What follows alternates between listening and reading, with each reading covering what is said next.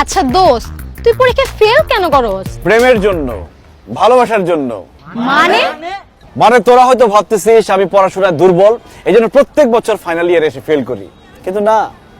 আমি প্রথম যেদিন এই ভার্সিটিতে আসি সেই দিনই মনে মনে সিদ্ধান্ত নিয়েছিলাম এই ভার্সিটির একটা মেয়ের সাথে আমি প্রেম করব, তাকে ভালোবাসবো, তাকে বিয়ে করব। কিন্তু আফসোস, আজ পর্যন্ত এই ভার্সিটির কাউকে আমার মনে ধরলো না, কাউকে দেখে মনে হলো না যে তার সাথে প্রেম করতে পারি, তাকে বিয়ে করতে পারি। স্যাড।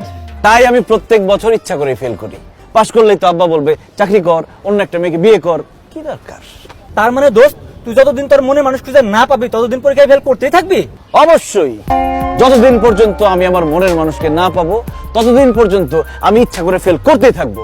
তবে আমার বিশ্বাস একদিন না একদিন আমি আমার মনের মানুষকে পেয়ে যাবই, এবং ততদিন পর্যন্ত আমি অপেক্ষা করতে থাকবো।